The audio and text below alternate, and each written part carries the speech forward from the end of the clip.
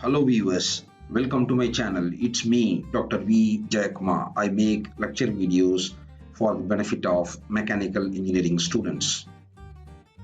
Having studied about balancing of single rotating mass in our previous video, we shall discuss the concept, analytical and graphical methods used for solving of balancing of several masses revolving in the same plane. Before we proceed, I request you to press the subscribe button and also the notification bell icon so that to get notified every time when I post a brand new video. So let's get started. As discussed already, balancing of masses problem can be broadly classified under two groups: balancing of rotating masses and balancing of reciprocating masses. The balancing of rotating masses can be studied under three subdivisions. We have already discussed about balancing of single rotating mass in our earlier video. In this video, we shall be discussing about balancing of several masses rotating in the same plane. Before we proceed with the solution, let us understand the practical instances in which we encounter the balancing of several masses revolving in the same plane. Take the axial pan or aircraft propellers as shown in the figure. This helicopter rotor assembly and rotors in windmills. In all these scenarios, we have unbalanced rotors, more than one rotor, which are revolving in the same plane. This case is known as single plane balancing, also known as static balancing. This static balancing is used in machine parts where the axial dimensions are smaller. Now let us understand the problem that is there in our hand. Consider a three-rotor system in the same plane, which is represented by the angular position of planes. From the side view, we can find the relative angular position of those three rotors. The given data are masses of three rotors are known, M1, M2, M3, and also their radius of rotations R1, R2, R3 are known or given. We will be knowing the angular positions of all these three motors. When we run this three-rotor system, if these three-rotor system do not induce any vibration, then we can understand that the system is in balance. But if when I run this three-rotor system, if I experience vibration, that means we have some out of balance force in this three-rotor system, which we need to determine. Therefore, the required data would be the magnitude of the balancing mass and the position at which the balancing mass to be placed. The magnitude and position of the balancing mass can be obtained by two methods. Method 1 analytically and method 2 graphically. We will be presenting both the methods now. First, let us attack this problem by analytical method. So we have three masses which are rotating the same plane. As we have discussed, the unbalancing force is nothing but centrifugal force. Therefore, mass 1 will produce centrifugal force equal to m1 omega square r1. Similarly, mass 2 will have centrifugal force Fc2 equal to m2 omega square r2 and so on. So step number 1 will be, let us determine centrifugal forces exerted by each rotating mass. When we have three forces, how can we say whether these three forces are in balance or not? That means we need to determine the resultant force. Please recall the concept that we have discussed in our engineering mechanics course.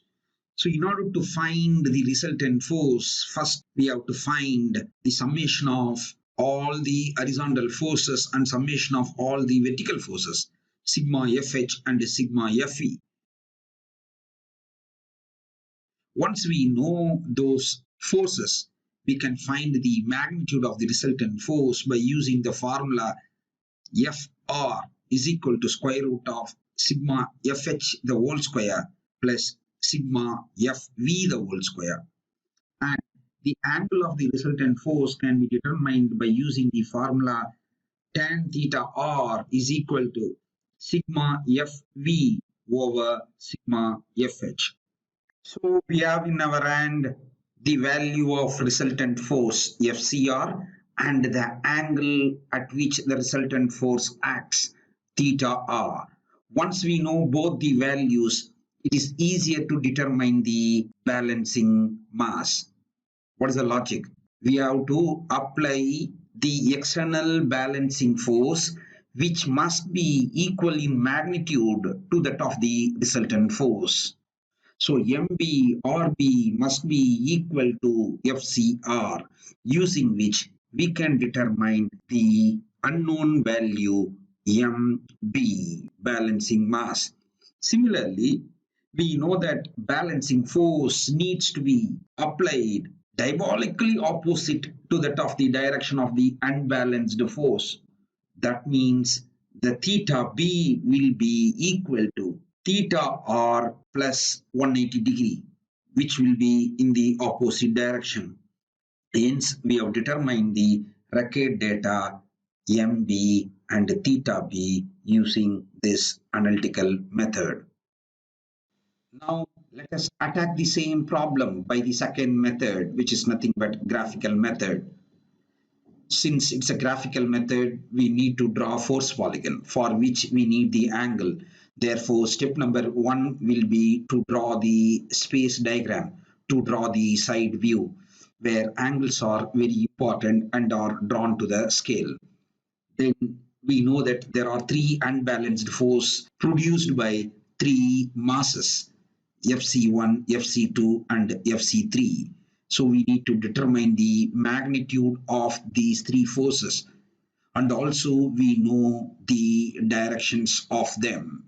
We know magnitude and direction of 3 unbalanced forces. What is the next step? The next step would be we need to draw the force polygon. We know how to draw the force polygon. Apply the concepts that we have discussed in our engineering mechanics course. As for the polygon law of forces, if force polygon is closed, what it means? It means that the resultant force is equal to 0. It means that there are no unbalanced, out of balance forces existing in the system. On the other hand, if the force polygon is not closed, is open as shown in the figure, it means that the resultant force is not equal to 0. We will be having some resultant force, which means there are some unbalanced, out of balance forces existing in the system which needs to be determined. So now let us try to find that resultant force. We know that applying the polygon law of forces, the resultant force in the graphical method will be equal to the closing side of the force polygon. So we need to close the polygon O to C. We have to draw that dashed line. If we measure and multiply by the suitable scale chosen, we will be getting the value of the resultant force. Then if you draw the parallel line from FCR from the force polygon to the space diagram, and by measuring the angle, we can get the angle theta r of the resultant force. Right, we have in our hand the magnitude and the direction of the resultant force. Now it is easier to determine the balancing mass. We know that balancing force must be equal to the resulting force. So MB or B is equal to FCR from which we can determine the balancing mass MB. The same way, we know the direction of the balancing mass. Balancing mass will be introduced in the opposite direction to that of the resultant force. So theta B is equal to theta R plus or minus 180 degree. There you are. We have determined the values of MB and theta B by the graphical method as well. The key takeaways of this video lecture are summarized here for your ready reference.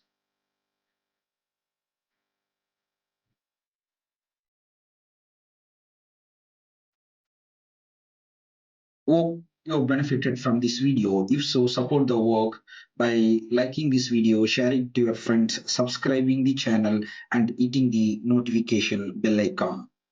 That's it. Thanks for watching. Take care. Bye.